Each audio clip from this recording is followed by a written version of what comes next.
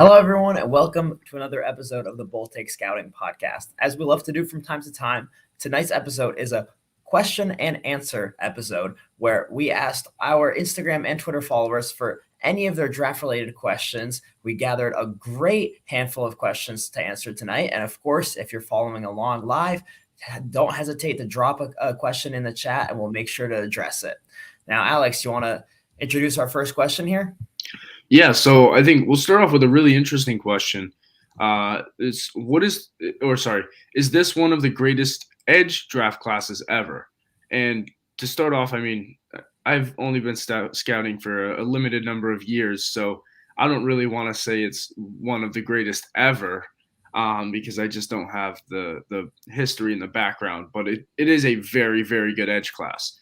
We've talked about this before. It doesn't have that single top, like, straight up all pro guy like, Nick Bosa, Joey Bosa, Chase Young, like we've had in the past. But there's many really, really good guys at the top, starting with Hutchinson, Thibodeau, Karlaftis, just three guys that come to mind. And you have guys like Ojabo, Jermaine Johnson, the guy that you really like. So huge depth in the first round.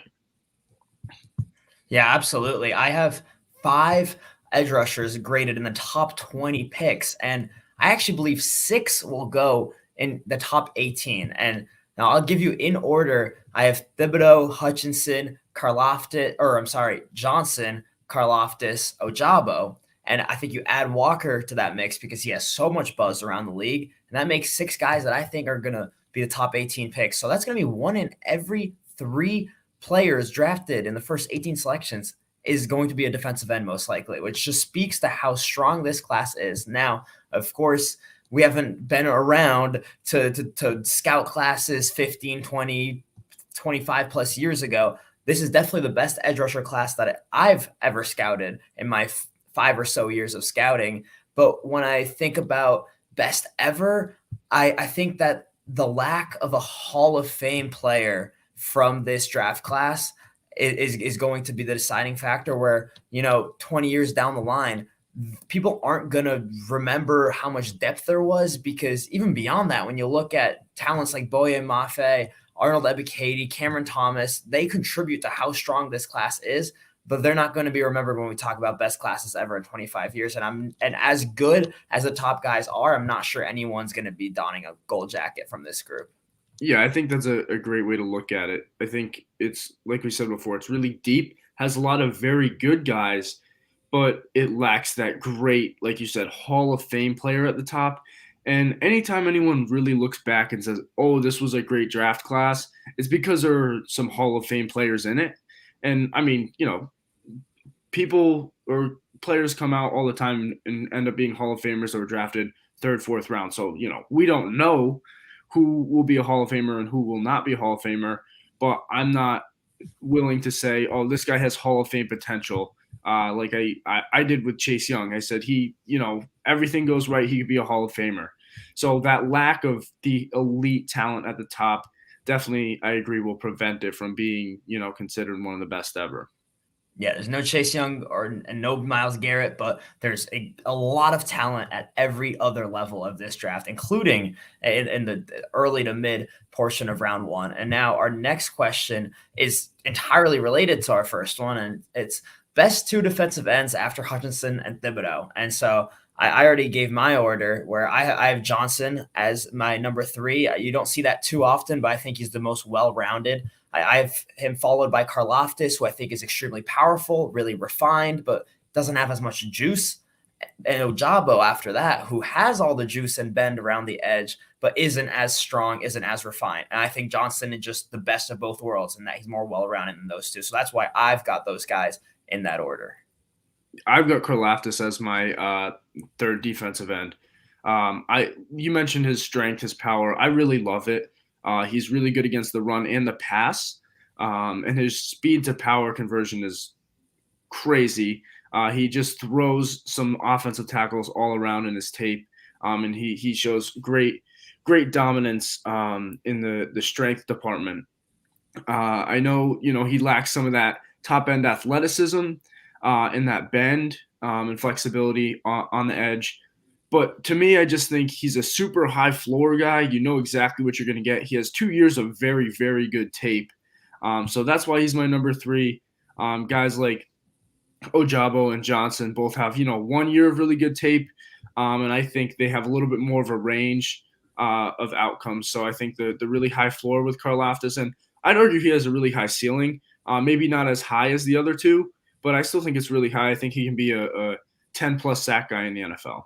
Yeah, for those of you who like player comps, we're not the biggest fans, but I think one that makes a lot of sense for him is Trey Hendrickson, and you've seen the success that he's had at Cincinnati, so that definitely helps his case. And I can't help but think about how much the league loves Trayvon Walker, and we hear so much these days about that it wouldn't even shock me at this point if he ends up in the top 10 of the draft.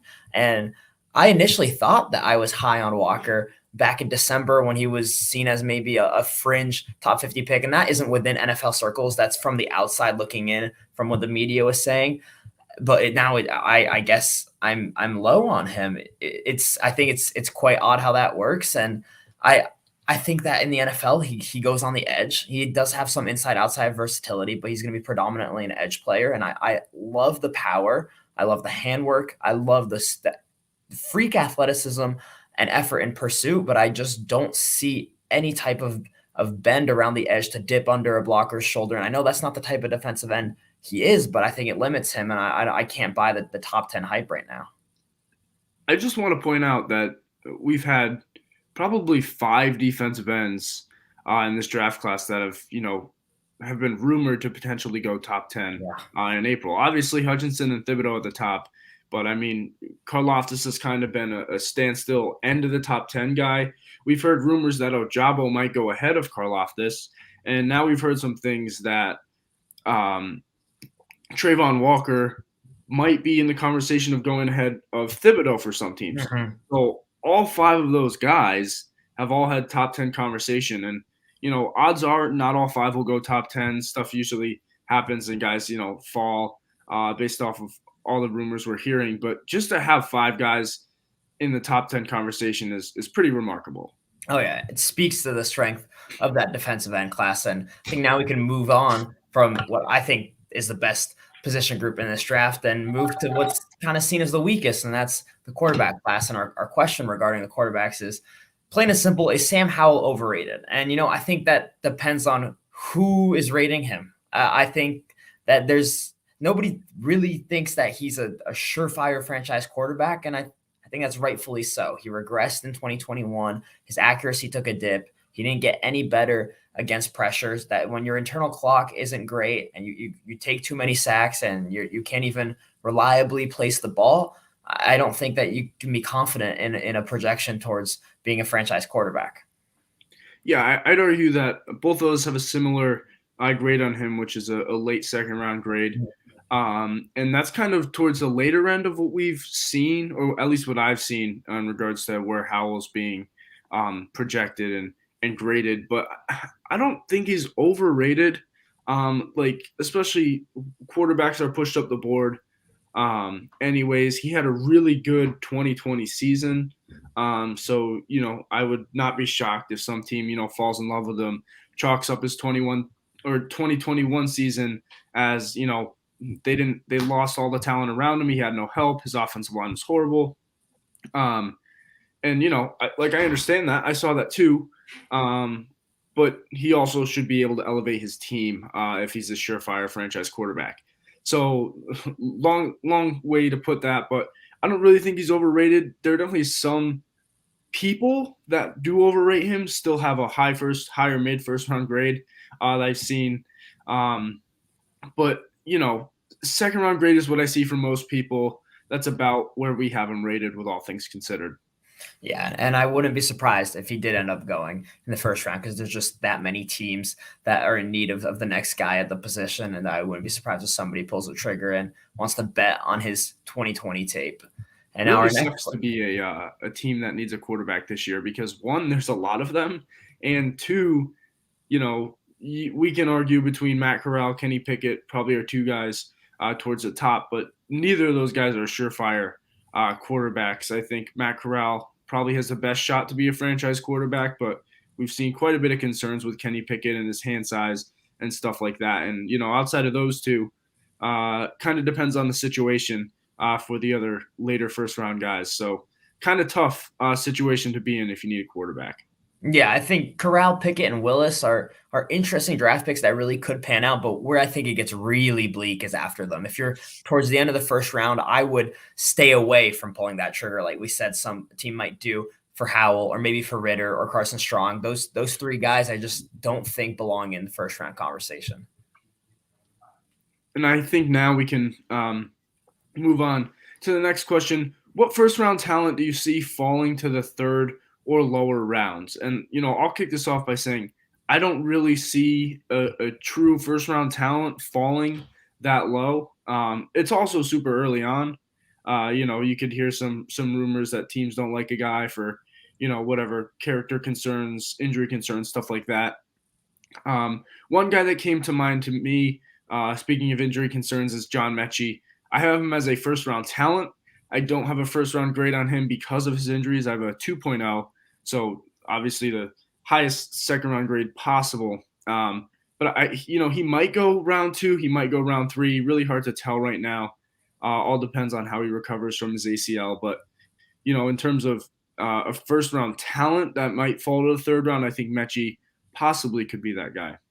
Yeah, Metchi's name has really fallen out of many conversations regarding this wide receiver class. He's going to outdo his draft position. I can promise you that. I also have a 2.0 on him, and he's really unlikely to go in the first round, but he's going to have a big impact in the league. And, I think that Alabama-Georgia game, it's possible it could have swayed a different way if Metchi was able to be on the field. And I think he'd be talked about more if he didn't tear that ACL, which, by the way, we're hearing reports that it was a clean tear. He's going really quickly through rehab, and it's supposed to be a full recovery. So I'm really barely docking him for that injury. Now, my answer to this is going to be Auburn cornerback Roger McCreary. I have a 1.9, a late first round grade on McCreary. I think he's going to be a reliable, solid starting cornerback in the NFL.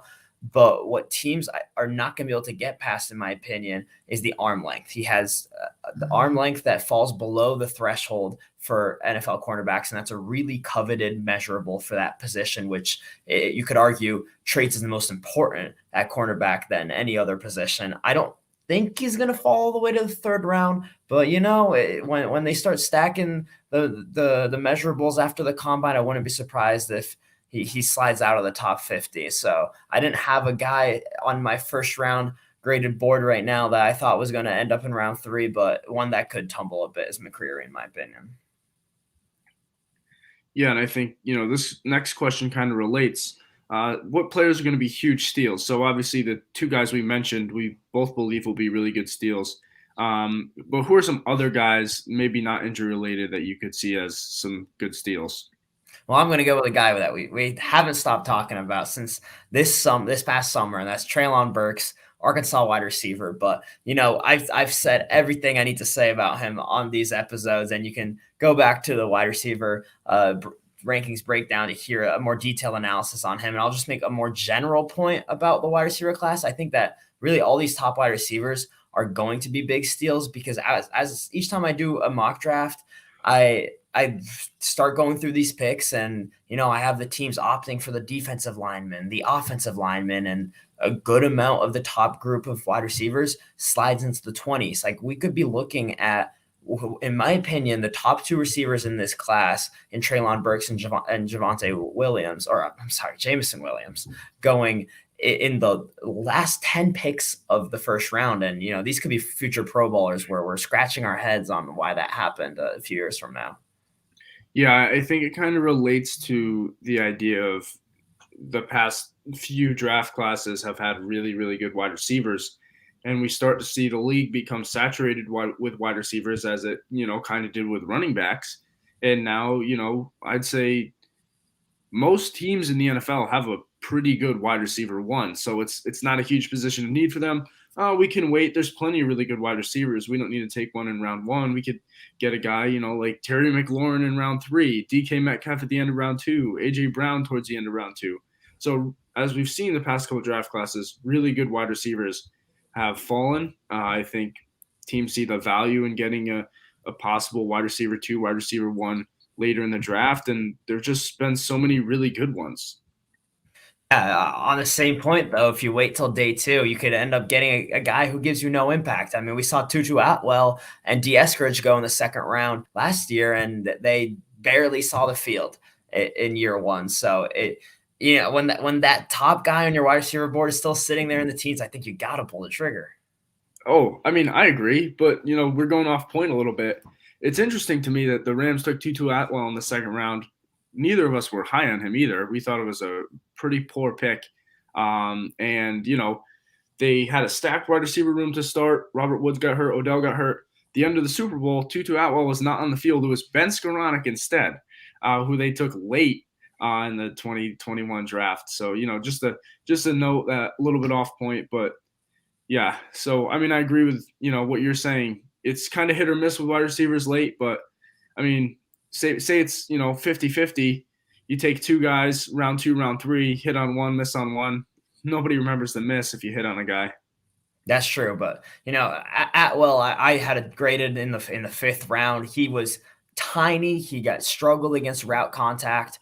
I was astonished that he went second round. But back on track, I'm going to give another name as a potential big steal. And going farther down in the draft order, I think Cole Strange, center from Tennessee Chattanooga, could be a real steal in this draft class. When you watch the tape, he's surprisingly athletic for a small school prospect. He's got good core strength to build on, pretty good technique, and I struggled to find weaknesses, honestly. I think that the biggest question is his adjustment to the NFL, and that was slightly alleviated by how well he played at the Senior Bowl. And on top of that, he took some snaps at center at the Senior Bowl and was really good. So I think that there's a lot of great interior offensive linemen that come from small schools. I mean, you look at the Bucs O-line, they have both Ali Marpet and Alex Kappa there from small schools.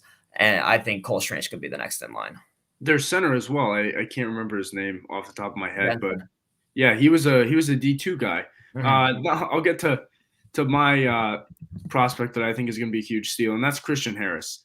And if you guys have been with us for a while, if you remember us talking before the 2021 season, we both had Christian Harris in the top 10 of our prospects. He kind of fell by the wayside. His tape was a little bit inconsistent at Alabama. I think we talked about that a little bit off the camera. But, he showed up in the biggest moments. He showed up in the national championship game. He played really well. And I loved his tape from 2020. And I had a mixed opinion on his games from 2021, not including the national championship game.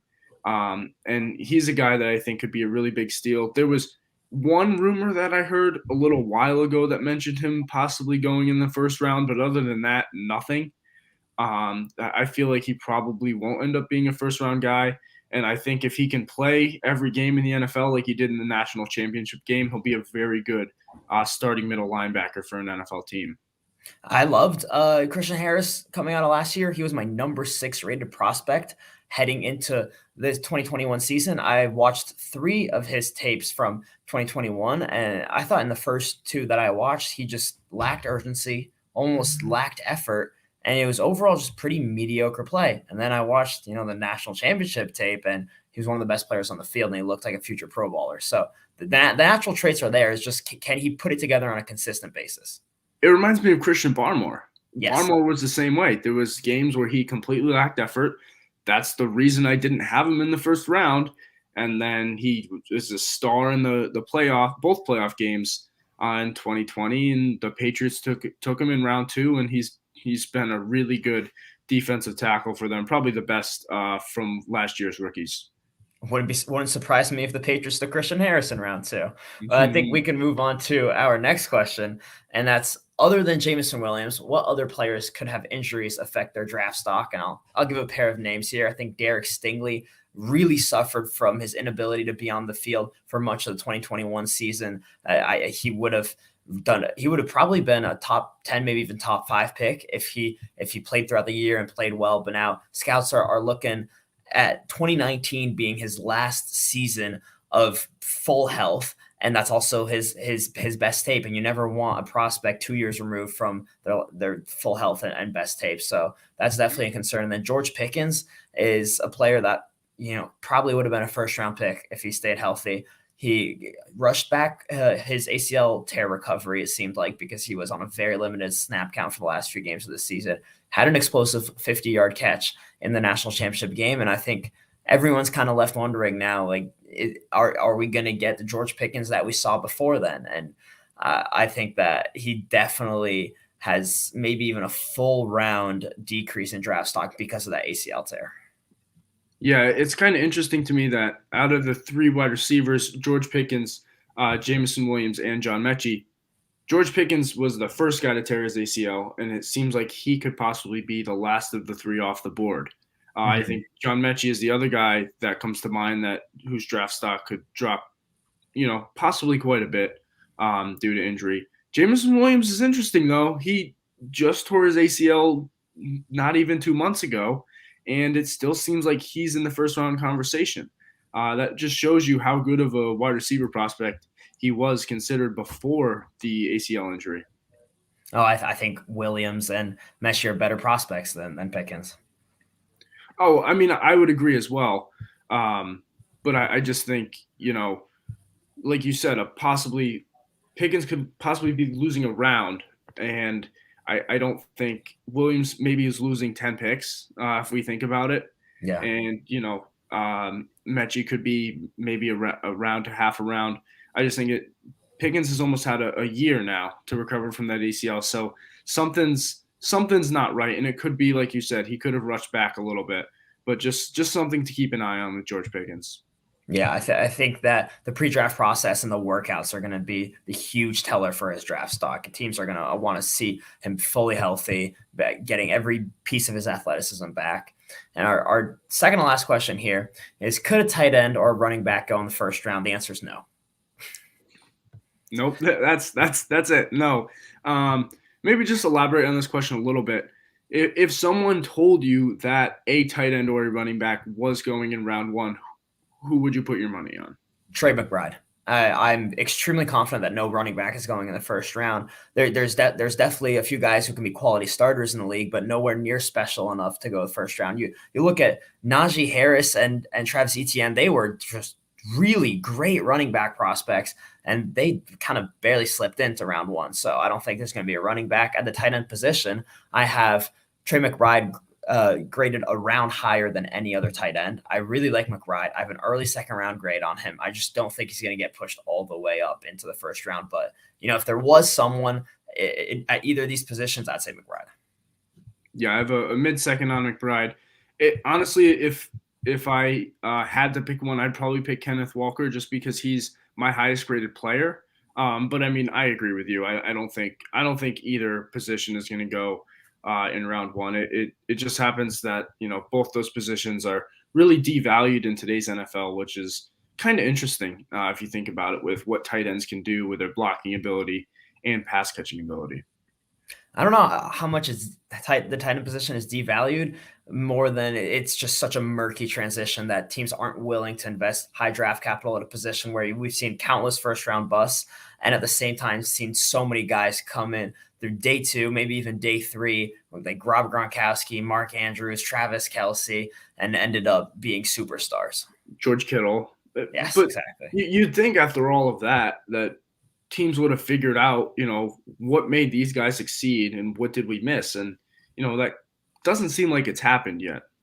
I'm going to be honest with you. I haven't figured it out. I had such a high grade on OJ Howard. I had a first round grade on Irv Smith, and both those are looking really bad right now. So I'm still trying to find my footing with scouting tight ends. But, it sounds like it's still a 3-horse race between McBride, Rucker, and Likely right now for tight end 1, but I'm pretty confident about McBride being the best out of this class. So we'll see if that ends up being correct. Yeah, I think we'll move on to our last question now. I hope I pronounce his name correctly. What is Jalen Piter's role in the NFL? Petre? I think that Tony. he was really the biggest Super Bowl winner that we didn't talk about. People just ended up asking for the guys that are going to go earliest in the draft, so we didn't talk about him in our Senior Bowl review podcast. But Petrie was one of those guys who entered the Senior Bowl as a day 3 guy and left as a day 2 lock, maybe even round 2. Because if you look at his Baylor tape, it's a lot of playing forward, making plays against the run, but very little usage in man coverage. At the Senior Bowl, he was one of the best players in man coverage at any position. He outplayed so many cornerbacks in man coverage, showed that he can make plays in reverse. So I think now projecting his role to the NFL is that of a 3-down safety and overall a solid starter who can stay on the field for obvious passing downs and provide quality coverage.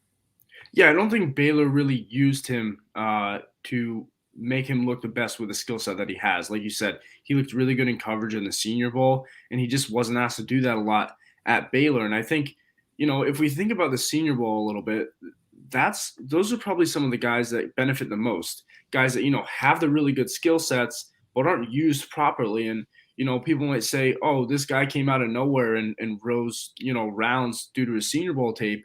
And, it could just be because of, the situation that they were put in college, whether they weren't used correctly, whether they, maybe had a really, really talented guy playing in front of them. So Petrie is definitely one of those guys this year.